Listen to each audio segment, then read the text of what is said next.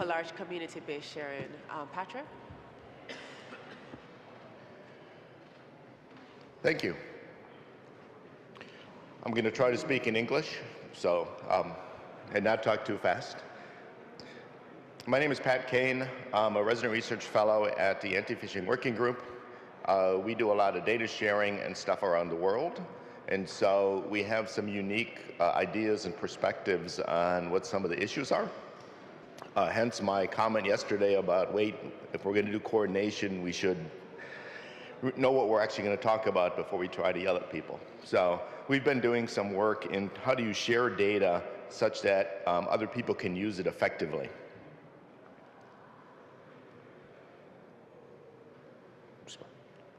One of them. So the dilemma we run into is I want to share some data with you. And it may be anything. I have your password, your system's compromised, you're attacking me, something like that. And I'm going to give it to you with the hope you're going to use it the right way.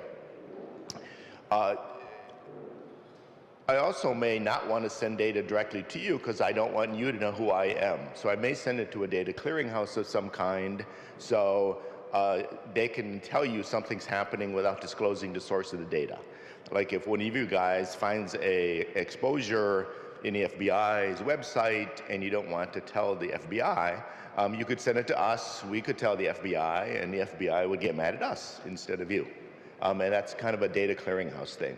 One of the problems with the data clearinghouse, though, is if you send me data, you have to tell me what you want to do with it. You don't want me to spam your data to the wrong people. You don't want me to keep it. You don't want me to delete it. You don't want me to do any of that kind of stuff. And we get a lot of data. So you have 18,000 pieces of data you want to send me. You don't want me actually clicking on something to get that data out. We want it to happen fast. You send me data, a couple seconds later, it needs to move on. So we need something that actually works when it's usable by a script. We do a couple 100 million pieces of data a day. I really don't want to do a click on every one of those. So how do we come up with that kind of stuff? The APWG, because I'm from there, started about 10 years ago. We're a US corporation. We have about 2,000 members of everybody. The goal is not so much to be lobbyists, but to go off and to try to solve problems. So people sit around at meetings and go, this is a problem, how do we fix it? And then we kind of get crabby and go and yell at people and try to fix it. So this is one of the problems we've identified for a variety of years. We're not vendor or country specific. There are people who really hate me because I exchange data with Russia and China, India and the US and everybody else. If you have good data, we'll take it. We're not proud. And we're hoping that you're nice to us. And so if you send us data, thank you very much. If you take data, thank you very much. If you don't do either one, you should look into sending us data. One of the functions is a data clearinghouse. So people send us data, we kind of send it along. We don't do a lot of stuff with it. We have a really big list that you know about called the UBL. It's the URL block list. It's every phishing site that we've been notified to. It comes out every 5 minutes. It goes to every browser, antivirus, mail filtering company that we know of for blocking stuff. You may have gone to a site in Google and it says your site is blocked. And when you click on the little thing that says why, it says because the APWG said so. And so the list is used all over the place. One of the challenges we have is someone may not be on your network, so you can't actually block the bad site. I work at some universities in Boston, and we see a phishing site that attacks the university. We put a block at the border firewall to say people on campus can't get to it. But most of the students have cell phones, and so they go through Google. So our block doesn't do anything. So if I add it to our block list that goes out to everybody, including Google, it actually gets blocked for other people, and we cut down on the number of victims. We're not so much, let's go after the fisher and kill them. It's, let's keep people from being victimized more. We're now doing other types of things, though, and some of those new lists are more context specific. You may tell me, here is a command and control system, here is somebody attacking my country, here is somebody who's trying to attack the country. You may want to tell me that in some mode that my scripts can actually use. Some of the other lists we do aren't very speed specific. They don't have to come out every 5 minutes. They can come out every day, but they still may be sensitive, and we have to figure out how to go do it. So how do we tell somebody, you send me data, how do I tell the next person I send it to that what to do with the data? And that's been a big challenge. As an example, Clearinghouse, this is kind of how we do stuff. You detect something bad, you send it to us, we make copies of it, and we distribute it to everybody else, and everybody else can use it wisely, hopefully. Or you may send it to more people.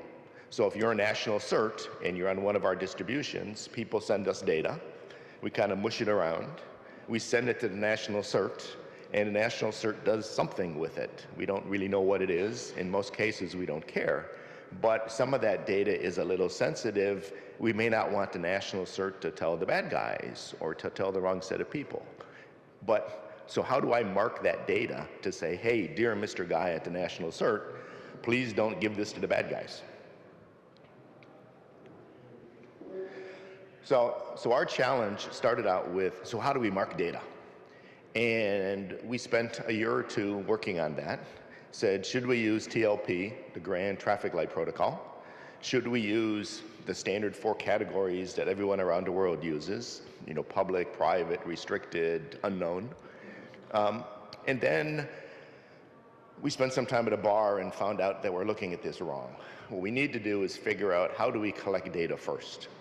So we came up with a model on here's how we share data, and then we'd say, does any of any of the marking schemes that are currently out there just work for us? And so our model is mostly the users are international. We get stuff in languages I've never heard of before, and we process them. Everybody signs an agreement if they're going to grab data from us. It's kind of like a contract, but it lets us know what you're getting into and lets you know what you're getting into. You send us data, and it's marked properly to us. We don't do much processing at all. Then you either come and get it off the website, off the e-crime exchange, something like that, or we send it to you. You, as the recipient, can do a bunch of stuff with the data. You can destroy the data because you don't like it. You can pass it off to other people. You can say, wait, your data's wrong. Here's some corrections. If we're looking at large-scale attacks, the number 3 is important because we may say, this guy is giving a DOS attack against us, and you may say, oh, it's not only him, here's another 80 people that are participating in it. So we have an ability to send comments back to us that we can fix the data.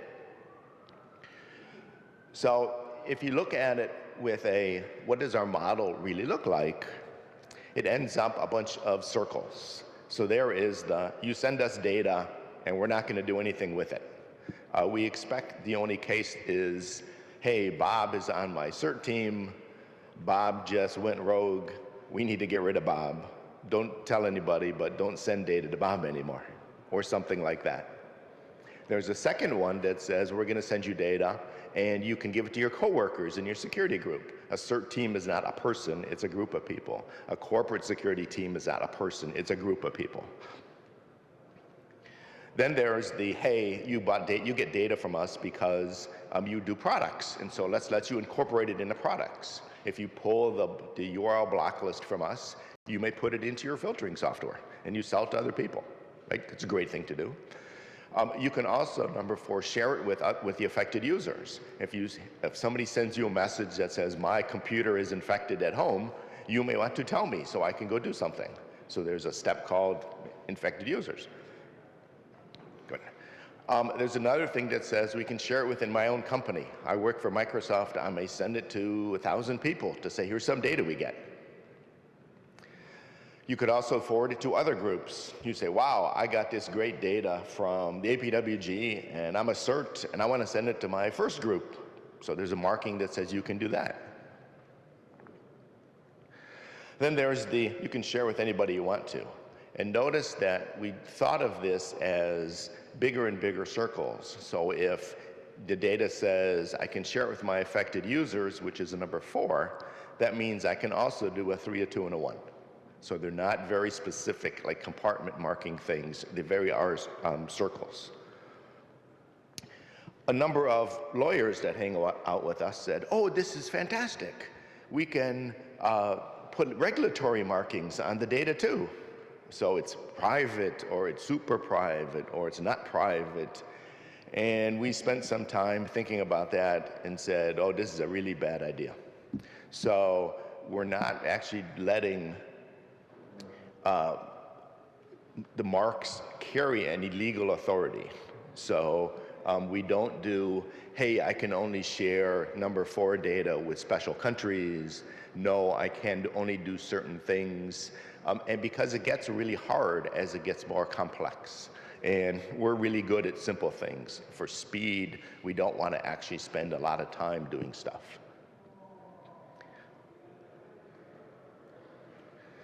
So if you look at the model that some other people use, how could you do it with communities that are very different? And so the 0 and the 1 and the 2 and the 3 and the 4 are all pretty much the same, where circle 4 is really only send it to banks, don't send it to anybody else. But for another set of data, we may say send it with drug companies or send it to farm users. And you see that 4 and 5 are no longer within each other anymore. So it gets really hard when you do 6, because if you're getting the data because you're part of the number 6 circle, which is another security group, and you're not a bank or you're not a pharmaceutical company, how would you actually treat the data? So we think the users will get confused if we actually move the data around in various places. So we decided that this is kind of hard, so we're not going to do this right now. It's easier for us to make another community called bank users or another community called drug users, drug companies, than it is to actually try to separate the data into different pieces. Then we went back to the, should we just use somebody else's scheme? So everybody probably has heard of the IETF, IODEF stuff. The Internet Engineering Task Force does internet kind of protocols. IODEF is one of the marking and data XML standards. It had 4 levels in it: public, private, need to know, and default. We tried to figure out if that would work, except that there's no real guidance on what the person at the end would do. You could send to me public data, I would send it to somebody marked public, but it doesn't tell them what to do with it. And we think that would be hard to figure it out. We also decided not to use the terms that governments use: secret, top secret, super secret, cheap, confidential, restricted, energy department, because somebody in the military may get APWG secret data. And what's that mean to someone in the Ministry of Defense? Somebody, probably a security guy, is going to get really mad at me for calling it secret. So we decided let's not call those kind of terms. In the US, DHS has been pushing the traffic light protocol, which is really this thing with 4 different colors to make it easy to decide how to send data to stuff. But that's much more a terminal kind of thing. You know, it's marked red, it comes to me and I don't do anything. If it's marked yellow, I can share it with some people. If it's green, I can share it with a different set of people. If it's white, it's supposed to be public. There's some confusion in how TLP works. I think Tom Millar is going to talk tomorrow about how he's going to solve the TLP issues. But I get traffic light protocol marked data that the color is black, which I think means the traffic light's broke. I got one in purple, and I'm not so sure I know what color of the light that is. And so there's still some confusion there. So we decided that probably wasn't going to work either. The last one is the REN-ISAC. The Research and Educational Network, ISAC, in the United States, is all the universities and the national laboratories. And they've been running into some of the same problems we have, and we've been having some discussions under the, how would you mark your data? And so they came up with a thing that looks a little bit like ours. And so them and us have been now trying it out to see if it will actually work.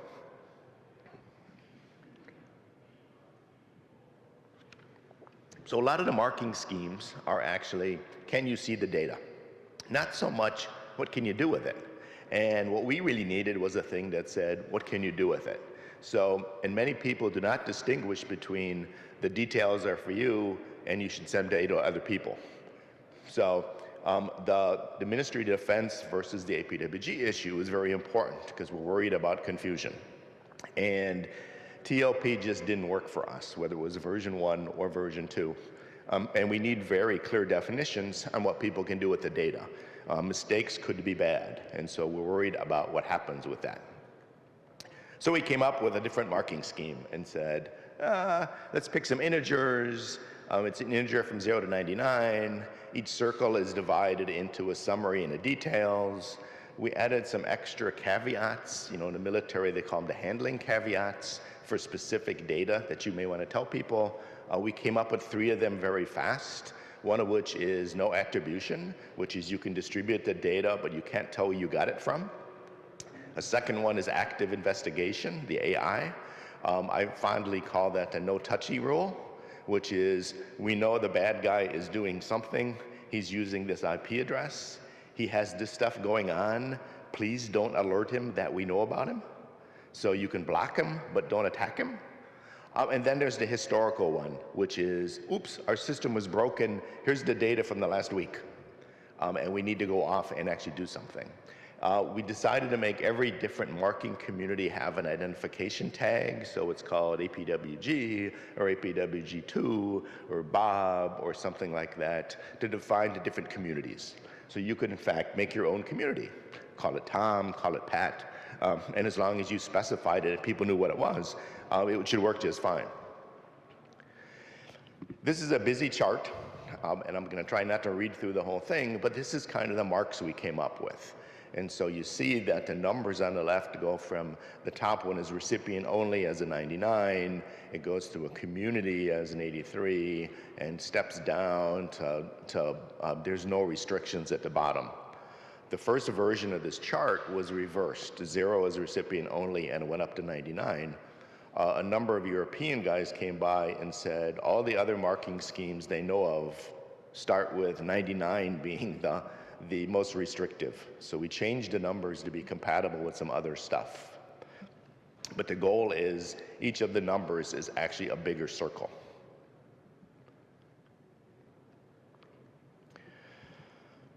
So this is kind of the details. So 99 is kind of just send it to us. We're not going to do anything with it. And we put it there because everybody said they wanted it. We're not so sure that there's any reason to use it.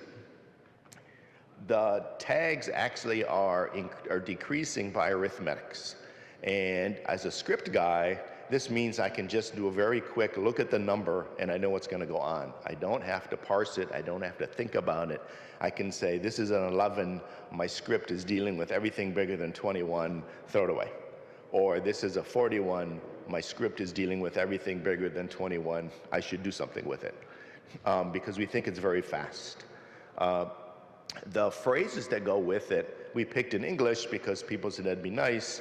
We have a lot of Spanish-speaking members and some Asian-speaking members who said, my cert doesn't understand English, so can I use some other words?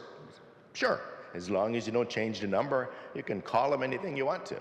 And so the 3 things there as the 99s should say restricted all the way across. I'm guessing on the Chinese one though.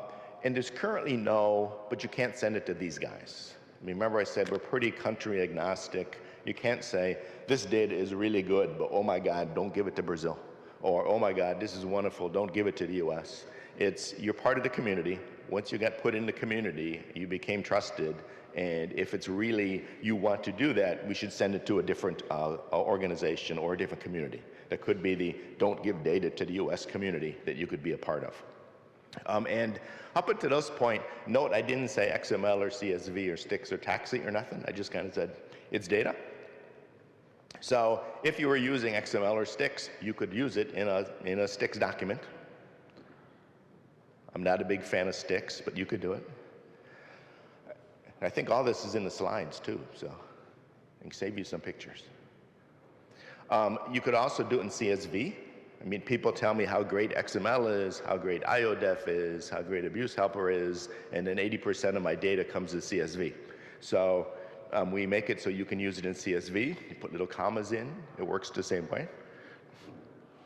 And so our initial results have been We're currently trialing this in a couple places. If you're a member of our eCrime Exchange, you'll see when you submit data manually, there's a pull down that says, how do you want to mark it?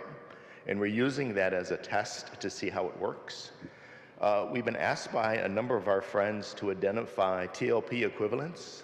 So if I call it TLP Amber, it really means it's a 41, or it really means it's a 51.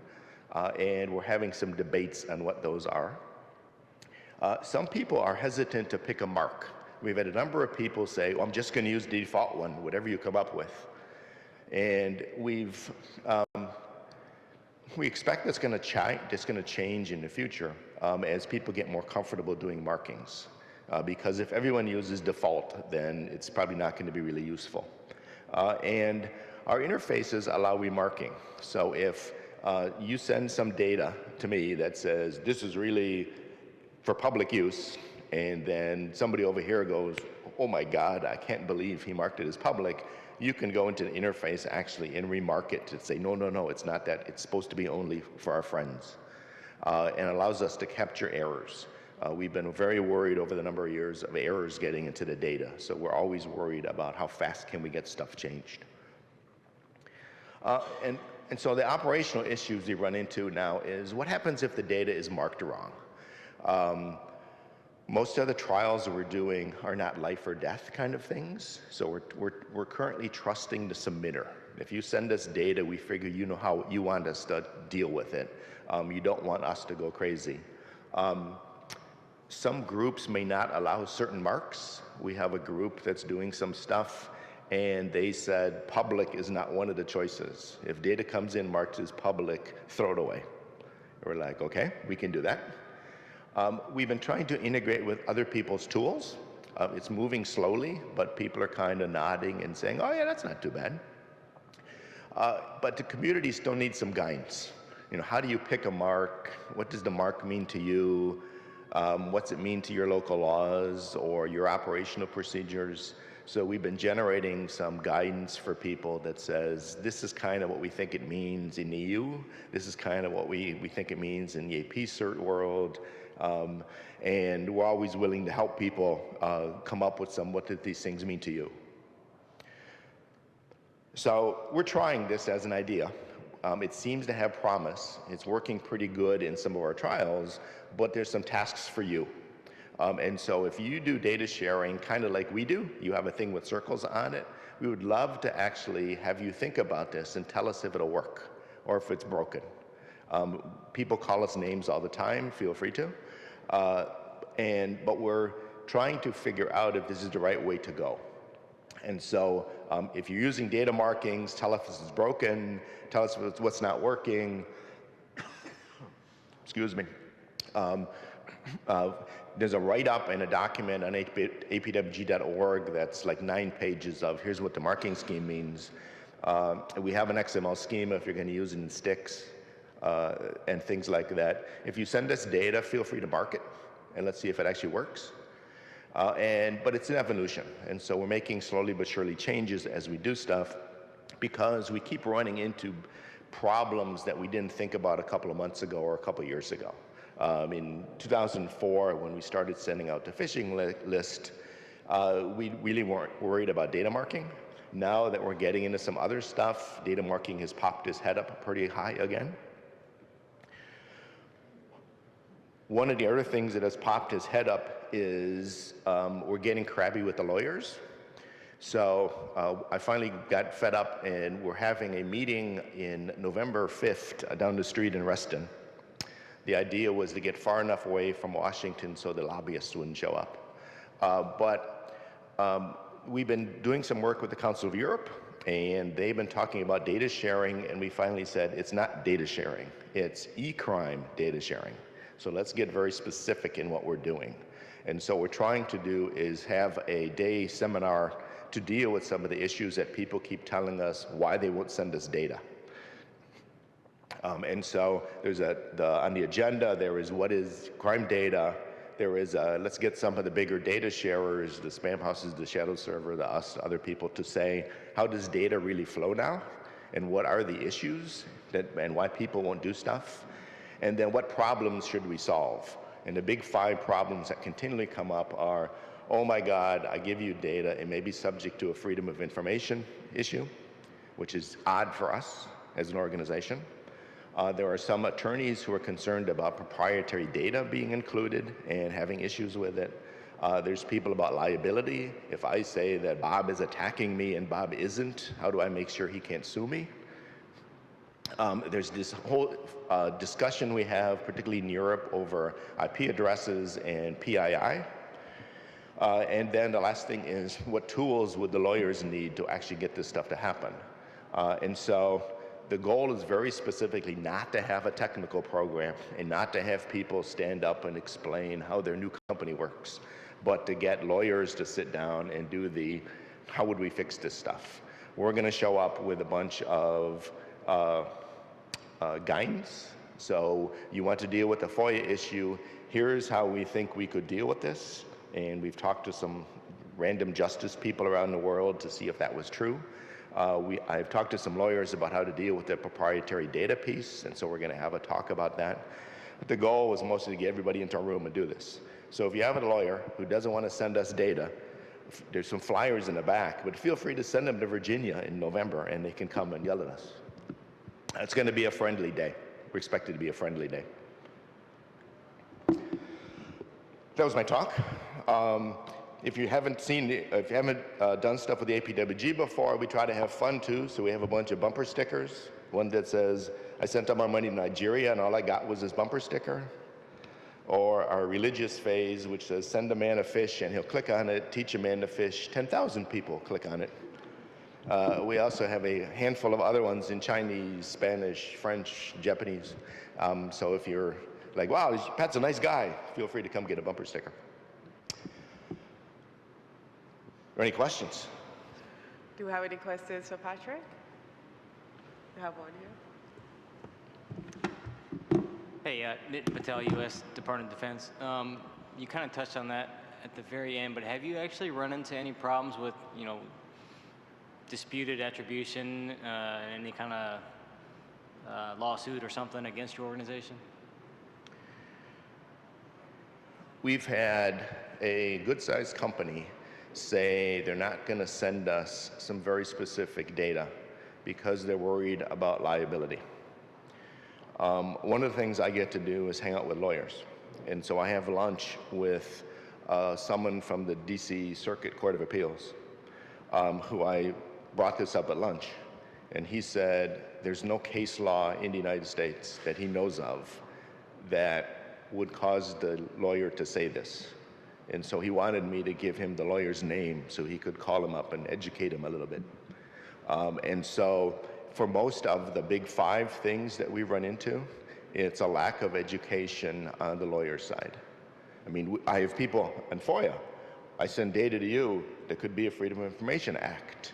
And I say, there are no countries that require a private organization to respond to FOIA requests. And they kind of look at me and go, oh. And so we think that a lot of the big 5 issues are going to be solved by mostly saying, here's what we think, feel free to argue with us. And liability is one of those that's going to come up. I've not seen anybody ever being sued for the liability issue short of Spamhaus. Spamhaus and the spammers get into lawsuits back and forth, but it's not a liability thing. They've been going down different roads.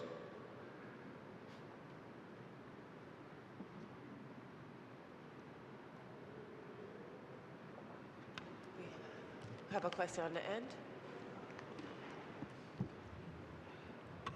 Sí, buenos días. Nuevamente Wilson Prieto, SER Nacional de Colombia. Nosotros hicimos el acercamiento con APWG más o menos hace 2 años para poder firmar el acuerdo con ustedes para recibir y enviar información. Sin embargo, por unas cláusulas muy específicas dentro del contrato, bueno, el acuerdo ha sido rechazado varias veces por el Ministerio de Defensa de Colombia, porque pues dentro de las cláusulas habla de que si se llega a compartir cierta información de esos datos que estamos recibiendo, podría haber como una especie de multa, multa de varios millones de dólares. Entonces no sé ustedes cómo han trabajado eso en los otros países. Finalmente no hemos podido hacer el desarrollo. Estamos muy interesados en recibir y enviar información, pero sin embargo hemos tenido esos inconvenientes. Okay. We should probably talk because our data sharing agreement is 4 paragraphs long. It doesn't have any money in it. So the clause that says if you do something bad, we just turn off your data, which we've done to a couple people. Yes, we should talk to figure out how to strengthen it. We've had an interesting adventure with our data sharing clause. We have some governments who refuse to sign it, even in the US, because the arbitration clause says we'll use a California arbitrator. The Saudi Arabians were not happy with using a California company for this. So we now have a Switzerland arbitrator too. So we've been making modifications to it depending on local issues that come up. We think our agreement is pretty easy, and so we should talk to see what the real issue was. I'm not the guy that does paperwork. There's another guy that does paperwork, but I can easily take your concerns back to him. We have one question here, Patrick. Are you scrubbing the data at all before it gets sent out, or is that strictly the province of the folks? Are we scrubbing the data before it goes out? Sanitizing it or in any way? We anonymize the submitter. So you send it to us, we do some stuff to it, so when somebody else gets it, they think it came from us. They don't know it came from you. Okay, thank you. In most cases. There's some places where it's too obvious to, we have one of our sharing lists is bad Facebook stuff, and it's hard to say, hey, it didn't come from Facebook. So, but all the stuff that is sent in by companies and certs and that get scrubbed so that nobody can tell where it came from. Do we have any more questions? No? Or just thank Patrick?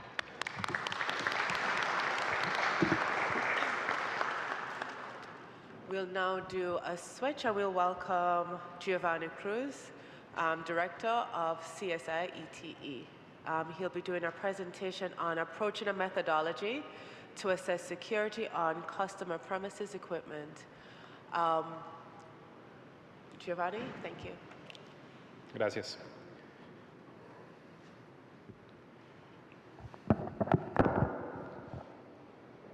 Buenos días. Bueno, como lo ven en el título, la charla lo que busca es contarles un poquito de cómo podemos hacer una aproximación hacia la evaluación de seguridad de este tipo de equipos, todos los CPS y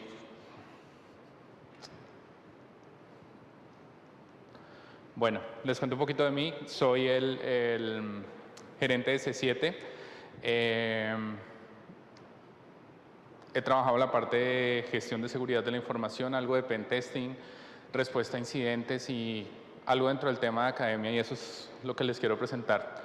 Hacer una introducción un poquito sobre el tema. Vamos a hablar un poco sobre qué hay dentro de los CPEs, qué está pasando en este momento, desarrollar el tema de la metodología como tal y, por último, contarles de un laboratorio de ciberseguridad en el cual se puede hacer una evaluación de cada uno de estos equipos.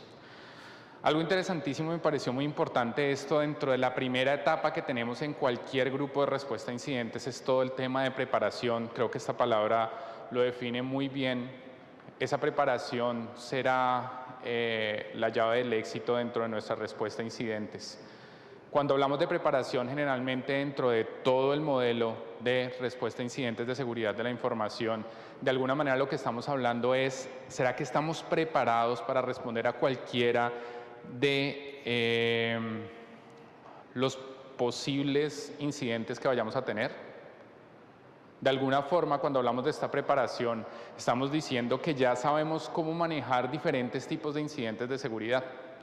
Pero cuando llegamos a la realidad con eventos como los que les voy a presentar acá y como que les voy a contar un poco de lo que hemos visto, muchas veces nos damos cuenta que no estamos preparados, que en realidad infraestructura que tiene un gran área de impacto no está lista para que nosotros la podamos proteger o que sepamos cómo reaccionar ante ciertos tipos de incidentes. Esto es el caso, por ejemplo, de los CPEs. Son infraestructuras que tienen un gran área de impacto, porque todo el mundo tiene un CPE en su casa, la mayoría de las personas dentro de nuestros países. Sin embargo, cuando llega un incidente al respecto, en los CERTs nacionales no sabemos cómo responder, o en el CECIR interno de una empresa de telecomunicaciones no saben, o cuando tenemos diferentes tipos de tecnologías no sabemos exactamente, porque aunque hayamos hecho la preparación a nivel general para la respuesta a incidentes, muchas veces no tenemos la claridad de cómo poder responder ante ciertas tecnologías que son emergentes o que tienen características muy específicas frente a los que no sabemos a qué atenernos cuando tenemos que responder en el incidente. Les quiero contar un poquito de la integración que queremos con C7 frente a academia, gobierno, industria y comunidad. Eso es lo que estamos buscando, de alguna manera ser integradores y poder estar ahí en la mitad para poder colaborar entre todos, para de alguna manera poder desarrollar tareas de investigación y poderlas compartir con todos de una manera neutral. Por eso somos una empresa privada, independiente, sin ánimo de lucro. No nos interesa todo el tema de fabricantes, vamos muy enfocados a la parte de academia, investigación en industrias y la empresa como tal la creamos para poder compartir y ayudar. Esa es la idea de lo que tenemos y es lo que les vamos a contar acá frente a la metodología y por eso la abrimos. Lo que tuvimos acá dentro de C7 Labs fue una petición muy específica de un cliente que nos dijo, necesito evaluar vulnerabilidad, impacto y riesgo de estos tipos de equipos. Entonces hablamos de ONTs, equipos de ADSLs, cable módems. Y esa fue la necesidad específica. Y cuando llegamos a ella empezamos a decir, bueno, ¿cómo puedo hacer una evaluación real de cada uno de estos equipos para saber qué tan vulnerables son? ¿Por qué? Porque lo que encontramos fue cosas como estas. Encontramos muchísimas noticias específicas donde, por ejemplo, han habido compromisos masivos de este tipo de equipos en hogares. Entonces, el CER de Polonia, por ejemplo, tiene acá una noticia donde nos está diciendo que hubo cambios de los DNS y se estaban haciendo ataques de phishing. Y sé que ha pasado por toda nuestra región. En Colombia pasó y tuvimos muchos ataques que son detonantes para que estos tipos de investigaciones se hagan. Adicionalmente, estamos viendo que atacantes quieren ir y afectar la imagen de empresas de telecomunicaciones con este tipo de ataques.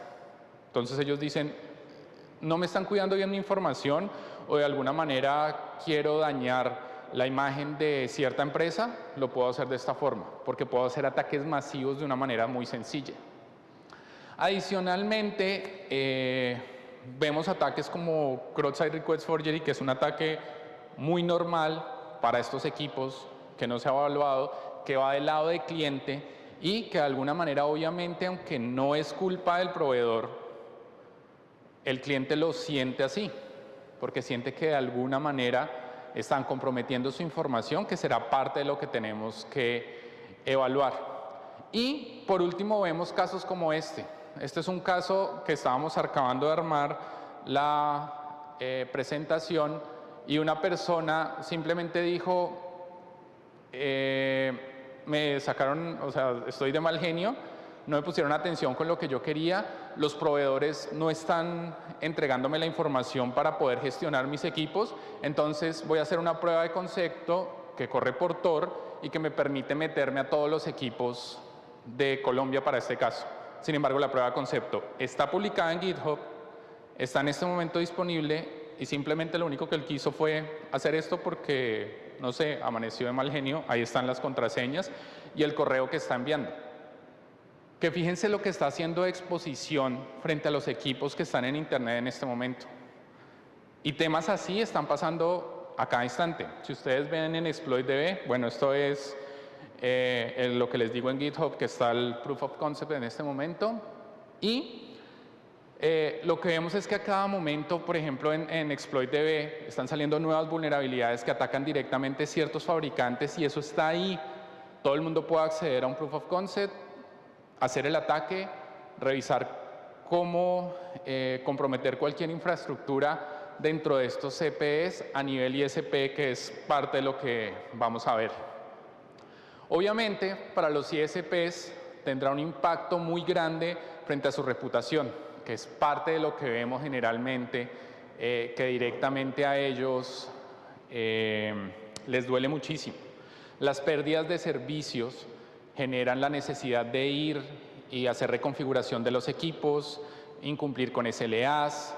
También se puede llegar a hacer un compromiso de la infraestructura interna dentro del ISP de este tipo de equipos, todos los problemas con regulación que existen dentro de cada uno de los países. Y todo esto lo que va a generar al fin y al cabo son pérdidas económicas que directamente van a impactar los ISPs. Pero adicionalmente desde el otro lado, y desde una parte que es bien interesante que tenemos que evaluar, es qué pérdidas se puede generar para los usuarios, tanto personas como compañías que son los que al fin y al cabo están contratando este tipo de servicios. Además de la degradación de la calidad de servicio, el compromiso de la información de cada uno de nosotros es bien importante. ¿Qué tan protegida está nuestra información con los equipos que tenemos instalados en nuestras casas? ¿Serán vulnerables a ataques como ese del DNS que veíamos ahorita, un cambio del DNS que permita que me roben información financiera? O más allá, que de pronto puedan sacar otro tipo de información de todo lo que está corriendo en mi casa. Y ahí están todos los temas de privacidad envueltos, más las pérdidas económicas. Después de plantear todo ese tema, de alguna forma la idea era empezar a pensar cómo podemos crear una metodología para hacer una evaluación completa de cada uno de los componentes existentes. Y empezamos a mirar un poco de qué información existente había, porque pensamos ya debe haber algún estándar para la evaluación a nivel de seguridad de estos diferentes tipos de equipos. Lo que encontramos fue en realidad muy poco. Parte de eso es un RFC que está enfocado en protección de CPEs que tengan habilitado IP versión 6. No va enfocado a nada más, no van elementos adicionales, sino solamente la protección a nivel de transporte, a nivel de IPv6 específico de ataques existentes. Por otro lado, hay un documento muy bueno de Cable Labs, que ese sí nos dio una luz frente a lo que teníamos que empezar a evaluar, que es este Common Security Requirements for IP-Based MCO Provide CPE. Un documento muy interesante, muy completo, donde ya se empiezan a tocar otros elementos adicionales que no teníamos antes en esta revisión. Y por último, tuvimos la posibilidad de encontrar un documento del CERT donde hablaban de ataques a usos a CPEs y qué acciones son recomendadas. Sin embargo, este documento, aunque es mucho más interesante y mucho más aterrizado a lo que necesitábamos, solamente está enfocado a cambios de los DNS. Entonces no era un documento completo que de alguna manera nos permitiera evaluar en realidad la vulnerabilidad de un CPE, porque no podemos decir que el equipo es vulnerable, totalmente vulnerable, solamente por un elemento que pueda ser comprometido. Y de ahí fue que nació la idea de crear la metodología donde pudiéramos hacer un análisis completo de lo que en realidad son este tipo de equipos. No quedarnos solamente pensando en si puedo cambiar el DNS o si puedo entrar con unas contraseñas por defecto, sino ir un poco más allá, donde existen diferentes capas de abstracción, donde hicimos el análisis del equipo como tal. Dentro de esas capas, y la recomendación de la metodología dentro del trabajo que realizamos fue hacer un análisis a nivel de hardware, hacer un análisis a nivel de red y servicios, de administración como tal del equipo, interfaces que ya vamos a ver un poco, y de firmware, un componente importantísimo dentro de los equipos que muchas veces no estamos analizando y los resultados que encontramos de verdad fueron bien interesantes. Cuando hablamos de hardware y les damos un porcentaje, porque también dentro de la metodología lo que tratamos de revisar es qué porcentaje podía tener cada uno de esos componentes frente a qué impacto se podía generar si este componente fuera comprometido. Ponemos un 10% en hardware, ya que es la manipulación directa que podría tener un cliente interno que tenga el equipo en sus manos. Que de alguna manera haya alguien curioso que quiera destapar el equipo y empezar a mirar qué puedo hacer con él. Por eso solamente tiene una valoración del 10%, porque a nivel de amenaza, la amenaza no es tan grande como la podríamos tener en otros componentes. A nivel de hardware, hacemos una revisión de qué tan fácil es abrir el equipo. Muchas veces solamente soltar un tornillo y ya, el equipo está totalmente abierto. Algunos vienen con algunos sellos de seguridad que no permiten o al menos hacen que se pierda la garantía y que de alguna manera se pueda comprobar que hubo apertura física, entonces son elementos adicionales que se tienen que evaluar.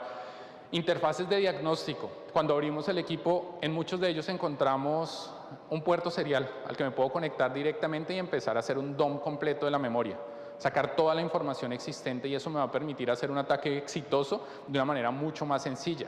Revisar los componentes existentes en el equipo.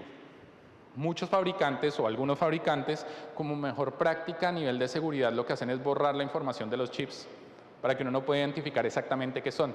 Sin embargo, si yo puedo hacer la identificación específica, puedo mirar un mapa de pines, revisar cómo funcionan y sacar toda la información necesaria. Entonces es bien interesante todo el tema.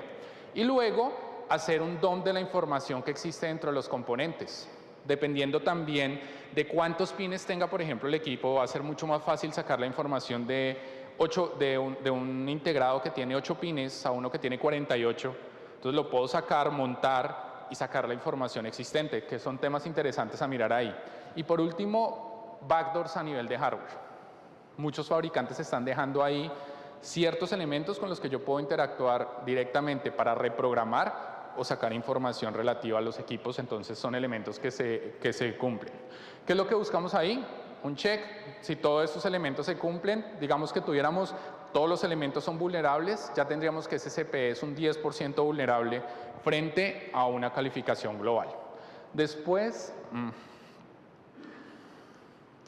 bueno, esto es lo que tenemos ahí. Por ejemplo, esta es una toma de lo que encontrábamos dentro de los equipos, que esto es lo que les decía, un puerto serial que está ahí disponible para hacer la reprogramación y el análisis completo. Y luego entrábamos a hacer una revisión del firmware, el sistema operativo existente dentro de cada uno de los equipos.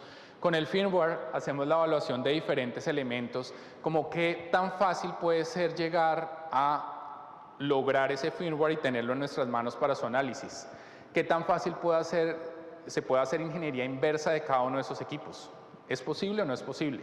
Si tienen algún tipo de protección frente a la codificación existente en los sistemas operativos o si simplemente podemos entrar a ellos y empezar a analizarlos de una manera sencilla. Si existe o no existe la posibilidad de la modificación del firmware y volverla a subir al equipo. Un firmware modificado es muy interesante y es un ataque totalmente posible donde podríamos llegar. Cambio el sistema operativo que viene en el equipo, lo vuelvo a subir, hago una actualización y esa es una actualización maliciosa donde ya puedo hacer los ataques que yo necesito. Vulnerabilidades específicas como muchas que se han encontrado y backdoors, porque también encontramos que muchas de las programaciones existentes dentro de los firmwares contienen backdoors que ya conocen los fabricantes y muchas veces no han sido cerrados. Encontramos en este caso algo muy interesante de un equipo que teníamos allá a la mano. Hicimos la revisión, tenía un backdoor disponible y luego cuando compramos otro equipo de fábrica no tenía el backdoor siendo la misma versión de firmware, que fue bastante interesante. No sé si habían escuchado esta vulnerabilidad, una vulnerabilidad que fue muy sonada, Misfortune Cookie, que me permite escribir una posición de memoria directa dentro de mi CPE y saltarme la autenticación. Pudimos mapear todas las direcciones de memoria y crear un proof of concept que nos permite entrar a cualquiera de los equipos analizados. Y está existente y es un problema en el firmware. Entonces, ahí está y es algo disponible. Luego, vamos a toda la parte de administración y del equipo como tal. Y ahí que empezamos a mirar vulnerabilidades pre-autenticación. Muchos de los equipos, aunque ustedes no lo crean, o no sé si lo saben, tienen vulnerabilidades que nos permiten, sin necesidad de colocar una contraseña, entrar a información sensible de los equipos. Aunque en teoría existe el sistema de autenticación y necesita unas credenciales, es fácil saltar ese control existente dentro de los equipos. Adicionalmente, passwords por defecto, que ya se consiguen en cualquier lado, protocolos de administración que se utilizan dentro de los ISPs para manejar a los equipos, DOCSIS, TR69, que son los protocolos más utilizados a nivel de cable modems y ASLs y ONTs, ataques a nivel de fuerza bruta, porque muchos equipos, además de tener contraseñas fáciles, me permiten hacer cuantos intentos yo necesite contra el equipo hasta lograr la contraseña que necesito, y vulnerabilidades a nivel web normales como las que están en top 10 de OWASP. Después de la revisión de todo eso, encontramos cosas como estas, que solamente haciendo una petición, por ejemplo, a un modelo específico, puedo bajar la información. Todo esto ustedes lo pueden encontrar público en internet. Simplemente tengo que hacer una petición y lo que recibo es la información específica de la configuración del equipo, y lo único que tengo que hacer es saber cuál es la ruta. O páginas como estas, que están montadas con las contraseñas por defecto de todos los modems que ustedes necesiten alrededor del mundo. Después, el análisis dentro del otro 35% es cómo se podrían llegar a afectar la red y los servicios de red existentes. Y fíjense que acá ya tenemos una valoración completa de todo lo que tenemos dentro del equipo. ¿Qué buscamos acá? Alteración de los DNS o los DNS, cuando la gente quiere hacer la configuración de sus DNS dinámicos. Ataques a nivel de negación de servicio y negación de servicio distribuida, si puedo utilizar el equipo para atacar otras plataformas o si puedo dejar el equipo inutilizado utilizando cierto tipo de paquetes. Vulnerabilidades a nivel de LAN y Wi-Fi de las interfaces como tal disponibles en el equipo desde un ambiente LAN, bueno, ya miramos las diferentes zonas de exposición. Ataques a nivel de web, WPA, WPA2, WPS, que son los protocolos de cifrado que me permiten proteger mis redes inalámbricas. O una parte interesantísima es con la inclusión de el stack IPv6 en nuestros equipos de comunicaciones o en diferentes tipos de equipos, tenemos ataques también disponibles a IPv6. Entonces es muy interesante que se hizo la inclusión del stack, pero ninguna protección a ella. Entonces simplemente necesito que IPv6 esté habilitado para poder tener ese equipo down todo el tiempo que yo necesite. Bueno, después de esa revisión, está quedando sin batería. Esto es algo de lo que encontramos, por ejemplo, dentro de las vulnerabilidades. Tenemos muchas más documentadas. Esto es un ataque, por ejemplo, a WPS, que en teoría sería una configuración de seguridad con la que yo tendría tranquilidad en la red inalámbrica dentro de mi casa, y se encontró cómo puedo hacer una ingeniería inversa del protocolo y poder adivinar cuál es el PIN existente dentro del equipo y de la configuración que se ha generado. La siguiente parte, para no dejar solamente los CPEs vistos como tal, fue qué tanta exposición existía a cada una de esas vulnerabilidades y ya empezar a entender dentro de la metodología cuál va a ser el impacto real que va a generar. Para esto teníamos que de alguna manera empezar a entender a dónde se iba a conectar ese CPE como tal.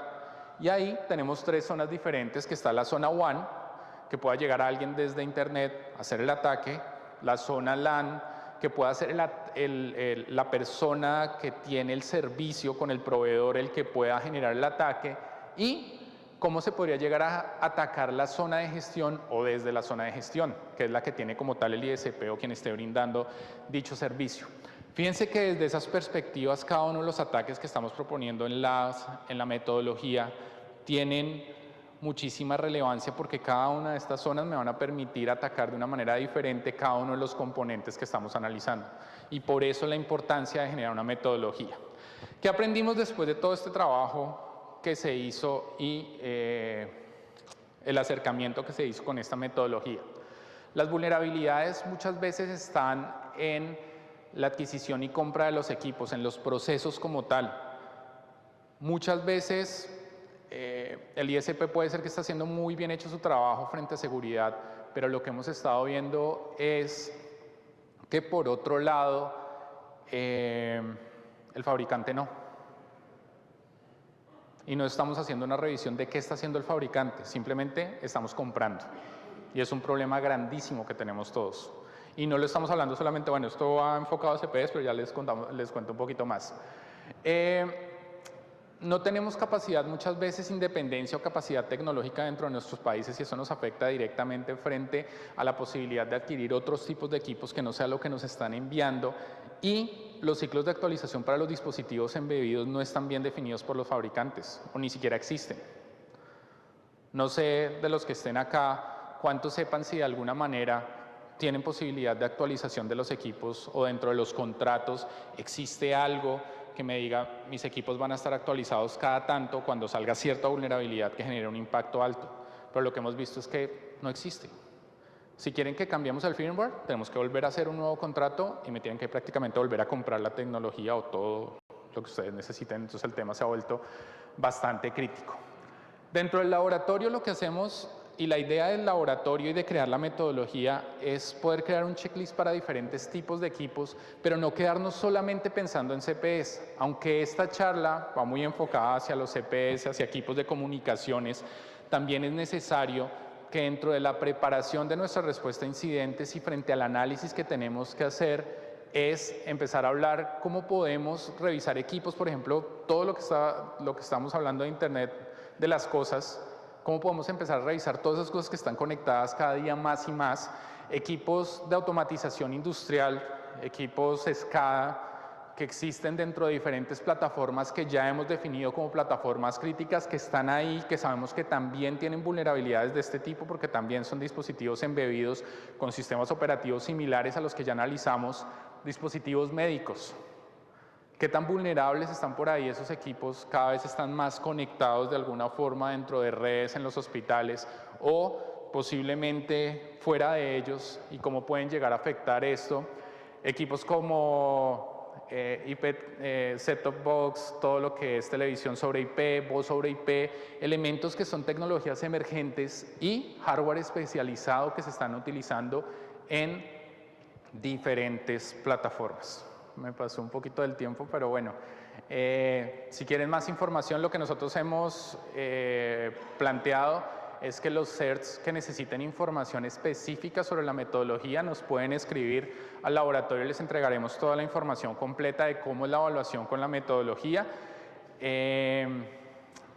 Y, no sé, preguntas al respecto, un poquito más rápido de lo que esperaba, pero bueno.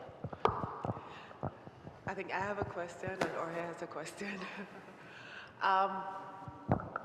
The information, the challenge I've always found is we know that's the problem, that it's the technology that we're buying, that there's no standards applied. Are you thinking to use the data to lobby governments to actually begin to think seriously about implementing standards for the persons who sell us the technologies? Sí, esa es la necesidad.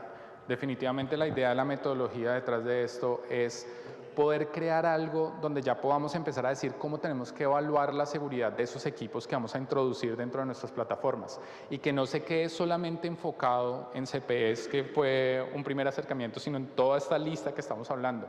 Porque de alguna manera definitivamente no podemos seguir colocando nuevas tecnologías en nuestra infraestructura sin evaluarla, porque definitivamente el peligro está ahí latente y lo que les decía al principio, a nivel de impacto por el área que existe de este tipo de tecnologías, muchas veces el impacto va a ser muchísimo más grande y no lo estamos evaluando y no estamos teniendo una evaluación clara de cómo podemos llegar a estar impactados por este tipo de equipos. Entonces, esa es la idea detrás de la metodología, poder tener una base para poder empezar a trabajar en algo que nos sirva para estandarizar cuáles son las pruebas que tenemos que generar para estos tipos de dispositivos.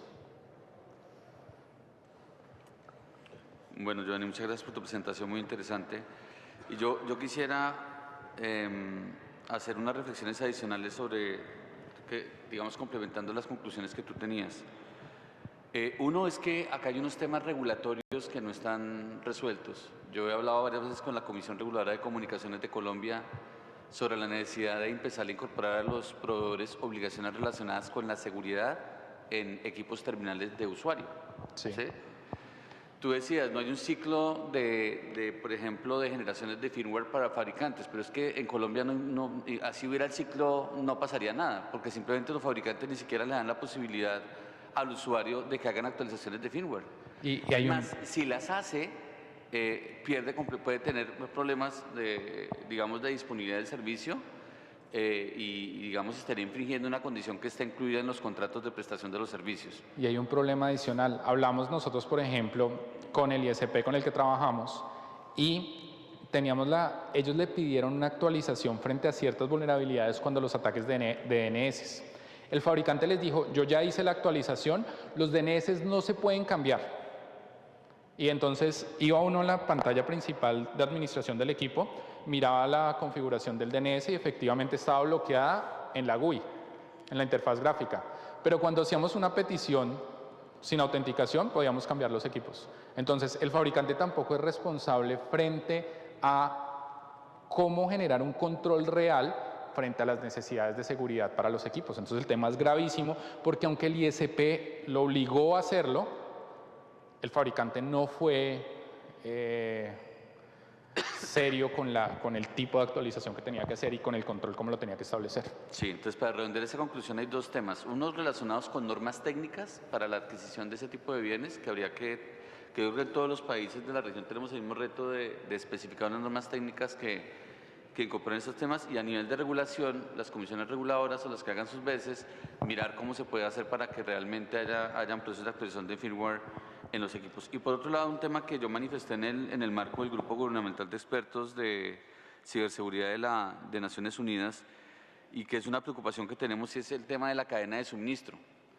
Tú estás hablando de los fabricantes de manera general, pero han pasado, hay digamos, información que se ha generado donde posiblemente hayan funciones de, ¿cómo lo digo?, de una forma diplomática, o sea, funciones implementadas no documentadas, ¿sí? Sí, que es gravísimo y se encontraron. Es absolutamente grave y que además no tenemos una manera de verificar. Yo no sé, y en el marco, digamos, de la idea del laboratorio y todo eso, si ustedes no ven riesgos en ese tema de tratar de ejecutar procesos para hacer ingeniería reversa del firmware, Sí. y todo eso, porque entiendo que hay unas condiciones legales que le prohíben a los usuarios o a los compradores de cierta tecnología hacer ese tipo de procesos. Eso fue parte del trabajo que se hizo. Primero el ISP lograr ese acuerdo para poder realizar todo el tema de ingeniería inversa. Y definitivamente, de alguna manera, la única forma de encontrar, por ejemplo, esos backdoors y todo eso que estamos hablando que se encuentra y que están ahí latentes, es poder decirle al fabricante, yo le voy a comprar, pero bajo mis necesidades. Usted no puede ser el que sigue diciéndome qué hacer con lo que yo le voy a comprar. Entonces, déjeme pasar, por ejemplo, cualquiera de este tipo de equipos por un laboratorio donde yo pueda hacer un análisis real de lo que está pasando. Y no usted venga a entregarme algo y decirme, sí, yo ya lo revisé de seguridad y está ok. Eso es un tema que no se puede trabajar más. Y frente a todo el tema, hay algo de seguridad operativa que es muy interesante, donde se debería tener el ciclo de la cadena de suministro, que es muy importante y que deberíamos tenerlo muy en cuenta frente a todo el tema que se está planteando acá, que esto es solamente un abrebocas a 1.000.000 de cosas que tenemos ahí y que se pueden llegar a desarrollar. ¿Preguntas? Sí.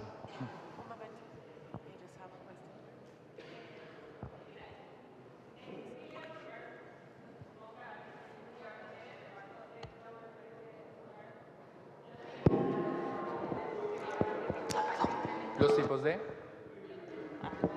Ahora. Ay, perdón. Los ataques más comunes que vieron, porque bueno, uno es los cambios de DNS, tengo entendido que son ataques que efectivamente se están llevando a cabo, campañas que se están haciendo, lo mismo a nivel de management y administración, es la otra cosa que se conoce que se está explotando. ¿Qué otros escenarios de explotación real observaron? Ataques a nivel de la infraestructura del ISP, que serían devastadores. Por ejemplo, uno bien interesante, muchos de los ISPs tienen un centralizador, que es el que maneja todos los equipos. Se puede uno tomar el centralizador o hacerse pasar por el centralizador, cambiar la configuración de todos los CPEs, hacer que se conecten a mí y mandarles actualizaciones automáticas. Y eso, puedo hacer negaciones de servicio, puedo hacer ataques de lo que se imaginen, porque puedo mandar actualizaciones desde un equipo centralizador falso. que me haría pasar por el ISP y son posibles. O sea, ese tipo de ataques lo vieron efectivamente, lo tienen documentado, o sea, también se puede acceder a esa información de modo Sí. a concientizar, porque efectivamente son técnicas que se ve, o sea, hay un aumento. Como decís, a diario se ve como se suben exploits y pruebas de concepto a cualquiera de las bases de datos de explotación. Y bueno, en el caso de usted está comentando que el ISP era el interesado en conocer esto, pero la mayoría de los ISPs no. Sí, Entonces, pero de a modo alguna forma es como cambiar ese chip, como decirles, Exactamente. miren lo que puede pasarles y no les va a afectar solamente, o sea, no sé, a veces dicen como, bueno, ya al fin y al cabo el cliente ya me compró, no sé, son apreciaciones, entonces mirar a ver cómo de alguna manera nos puede afectar, obviamente es también parte de infraestructura crítica, nos puede afectar a todos. Entonces, de alguna manera mostrarlo y por eso queremos de alguna manera compartirlo con los CERTs nacionales, porque sabemos que ellos pueden trabajar esto de una manera muy diferente a lo que lo podríamos trabajar directamente con los ISPs. We have one question here. Good afternoon. Thank you for the presentation. It was very good. You mentioned a series of standards that you evaluated when you came up with your methodology. Did you look at the NIST standards from here? Sí, pero no encontré nada específico a los CPS, o sea, como la configuración, a equipos, pruebas específicas, que fue lo que nosotros buscamos dentro de las metodologías que estamos, dentro de la metodología que estamos planteando y los diferentes tipos de pruebas. En la metodología ya está descrito como cada uno de los componentes que yo les mostré acá de manera rápida, pero no hay algo específico que nos pueda decir cómo evaluar ese tipo de equipos y cómo hacer esa aproximación a identificar las vulnerabilidades, riesgos e impacto que nos pueden generar esas vulnerabilidades que podamos encontrar. Thank you. Do we have any more questions for Giovanni? Or just Muchas gracias.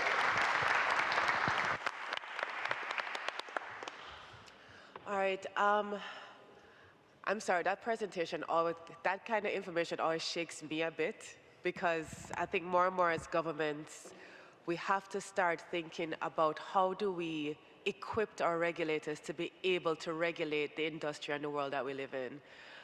The bottom line is that technology is steps ahead of most governments, and the private sector is leading, but we have to somehow begin to invest in our own regulators to be able to understand the issues. So Giovanni, thank you. The presentation was really, really, really good.